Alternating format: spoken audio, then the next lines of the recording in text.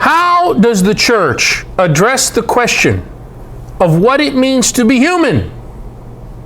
The church of today. Over the centuries, the church has officially taught and still continues to teach that God is the creator of the whole universe, material as well as spiritual, the seen and the unseen, visible and invisible. The church has officially taught, and these are non-negotiable principles, that all reality, including the bodily reality, is good. That is to say, desirable, delightful, valuable, savable, lovable. Good. Our human dignity, the church has maintained and continues to maintain, resides in our intimate relationship with God, our Creator, in spite of which we experience anxiety about the meaning of life, sin, and death. We are called, nevertheless, to master ourselves and our environment, and are empowered to do so by God's own life, grace. Death is not the end of the journey, the church teaches, but the beginning of a new phase of life. We are destined for glory. Okay. How do we present that in light of what we just went through? Modernization has strongly impacted religion in general and Christianity in particular. Positively, religion has been increasingly purified of magical and superstitious overtones. But negatively, many people have abandoned the practice of religion as they have embraced rational and scientific explanations for problems once resolved by formally religious principles.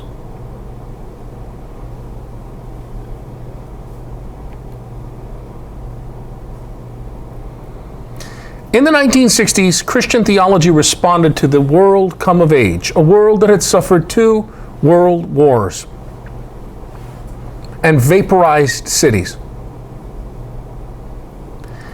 That expression, the world come of age, comes from the Lutheran martyr executed by the Nazis in 1945, Dietrich Bonhoeffer. In his letters, he was hung by piano wire.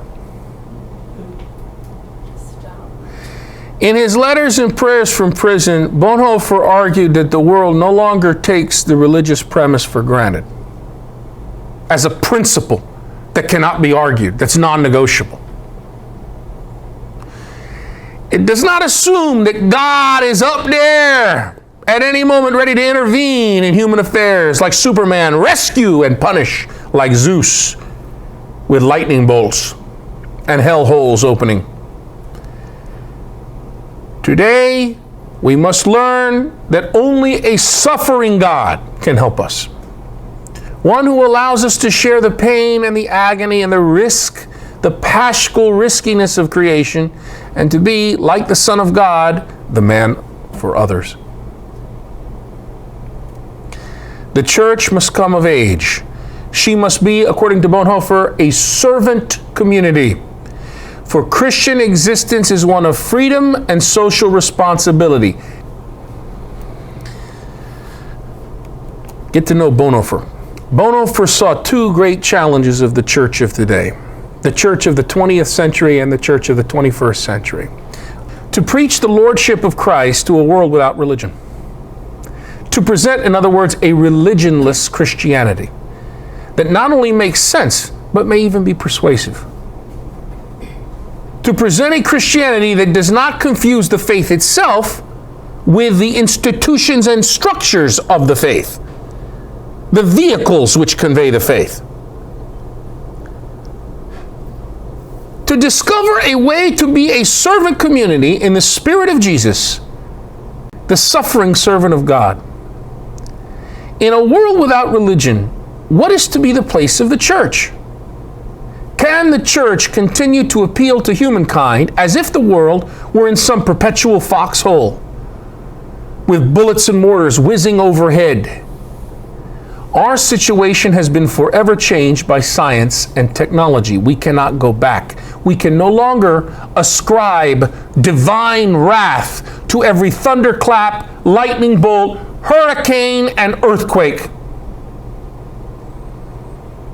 God is indeed the beyond in the midst of life, and it is the challenge of the church to model itself on the servant presence of God in the midst of life, and to use whatever resources it has in the service of those most in need.